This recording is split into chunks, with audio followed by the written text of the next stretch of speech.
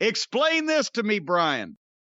We have a video of Sting driving a truck in the desert, dragging a body bag on a rope behind it that is filled with Darby Allin, his partner, which is the same thing that the heels did to Darby Allin last week that Sting was supposed to be so upset about and why they're mad.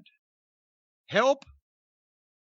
And I know what they're doing. They're showing that, hey, look, Darby Allin doesn't mind being put in a body bag and drugged behind a pickup truck at 60 miles an hour. Now, we can answer the question later about whether the majority of people seeing that says, well, you're a pretty dumb, stupid fuck for not caring, but at least he doesn't care. But if he doesn't care and he lets his friend and partner do it to him, then why were they mad when the heels did it to him? And if you can just do that all the time and suffer no ill effects whatsoever, then it's obviously a fucking trick and it's not goddamn dangerous anyway. Except it really is dangerous, even if it is a trick, in which case you're a fucking idiot for doing it all the time. Is this what I was supposed to take away from that? I don't know what the takeaway is. I really don't. I don't know what the takeaway is. You know, there are some people who get off on pain. Remember Bill Murray in Little Shop of Horrors? He enjoyed getting that root canal. Darby Allin, little did Team Taz know, while they were dragging him in his body bag, he's sitting in there jerking off. He loves it. Well, but here's the thing. There's no goddamn finish to that bit, right? Okay, I'm going to hurt you. But then Sting didn't get in there and fucking whack him off. If it's the build up to a fucking spurt, okay, but he's not getting any goddamn relief there. They're just hurting him without the good stuff at the end. When did Team Taz cut bait? All right, we've dragged him enough. Let him go. Apparently not long enough because he wanted some more. Sting, get in the car. Let's show them that I actually like this. We'll get a camera crew. And then I'll smile at the end.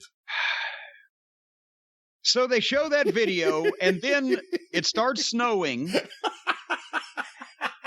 And Sting comes out dragging a body bag, and of course the announcer, well, he's got Darby. That's because that's how Sting carries his friend Darby around in a body bag.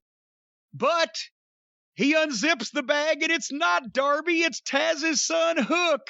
Wouldn't you know who won the body bag? My son, Hook. Another kidnapping.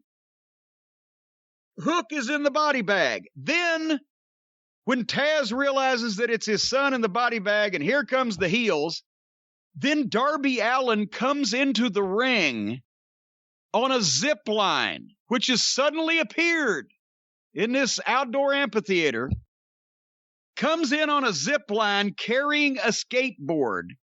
And when he gets to the ring, the heels have to feed him for skateboard shots while he's still attached to the goddamn zip line. He's tied up, hanging from this line with a skateboard in his hand. You got a 275-pound jacked up bodybuilder, Ricky Starks, and Taz, and all they can do is just run to him so he can hit him with working shots with the skateboard that look like shit because you can't work with a skateboard.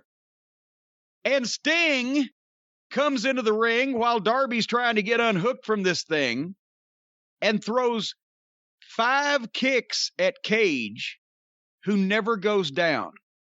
He just backs up with no body language whatsoever. It is the most boring, blasé, and whether it fake or just nothing looking offense that Sting gives Cage every time they touch. I don't understand. It's almost like Cage is sandbagging him to make him not look effective. Sting hit 5 kicks on Cage during the shitty skateboard shots.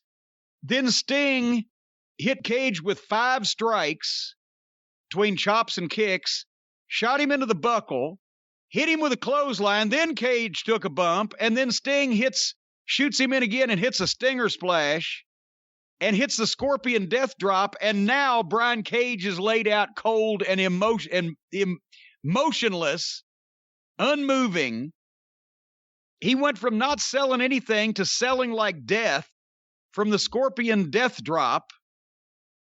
And then Darby Allin and Sting walked around while Cage laid there and the rest of the heels had run off. Did did I imagine it, or did they just pretty much get their complete revenge on the heels on free TV 10 days before the pay-per-view? Yes, remember Sting, who we were led to believe couldn't take any bumps, or he could potentially be paralyzed, took a bump last week, and then they just moved on with the show. Now he came back and he made his big comeback. And kicked the heels' ass. You know, if I was Cage or Starks or even Taz, when I got in that ring, you know what the first thing I would have said was, hey, is that a zip line? No one noticed a zip line? If I'd have been Taz, first thing I'd have said was maybe I can find a loophole in his contract where I can get the fuck out of here before they bury me completely. Hey, can I ask you a question? And it's weird that I had this thought, but I did. You know, Sting famously used to drop down from the ceiling in WCW, and after the Owen Hart tragedy, I don't believe they ever did that again, and I don't believe anyone ever dropped in from on a line again. And I hate to say, I thought about that when Darby did the zip line into the ring. Is that crazy? I mean, should I not be comparing the two things? Or no, you shouldn't. In all fairness to AEW, the thing with Owen wasn't a zip line. And also, and I recognize they're two different things. But also, the very same reason why that it looked so stupid when Darby Allin was standing there tied up, hooked up to this thing, and the heels having to run to him and take bumps off of him is what they were trying to avoid with the thing with Owen, which is a quick release deal so that he could immediately come out of it. And that's what led to the issue. But how about neither of the above would work? It's fucking stupid. Owen shouldn't have been dropping from the ceiling. Darby Allin didn't need to and be instantly released to do his stupid shit. And Darby Allin didn't need to be ziplining from the fucking roof, because then you're tied up to the thing and it looks stupid as fuck. So how about don't do either? Because it's stupid. And when did Snow become part of Sting's... The surfer, Sting. When did Snow become part of this whole thing? He debuted on Winter is Coming. So in July, it's still going to be snowing. Will it snow during the street fight? That's the big question. I hope so. I really do. I hope they're out there fighting in the snow. All right, anyway. Tony Schiavone did a sit-down with Miro and Pip and Penelope Pitstop. Pip speaks like Stewie Griffin's little brother. Have you know with the accent, and that he looks so pale and so pippy. Looks like he weighs 126 pounds. He's Jesus Christ. Anyway, Penelope sat there mute. Miro did most of the speaking in his completely indistinguishable Eastern European accent. He offered Chucklefuck Taylor to come back and be his butler. He liked Chuck as a butler. Charles, the butler. Tony Schiavone gets a note from Chucklefuck and whoever, I guess his little dog Pockets, asking them if they want to wrestle a match. And it's like, yes, no, maybe, circle, whatever. It's a note. It's a waste of TV time. What the fuck?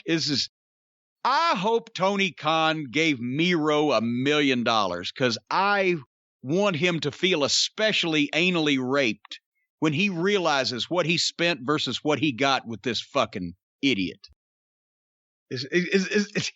You could take a guy that's never been in the wrestling business before and say, go get over on TV better than Miro, and he'd figure it out. Live. Is it Miro's fault or is it Tony Khan's fault? Both of them. Miro has a lot of ability. Do what? He is good in the ring. What? I thought he was good as Rusev. But now he's here and he's doing these stupid promos. I see a guy that thinks that the wrestling business is a joke. I see a guy presented on the same level as the underneath preliminary talent that he's teamed up with and he's wrestling against. I see a guy that doesn't know how to get himself over, doesn't know what he's doing, and has been a complete flop. But Rusev was good.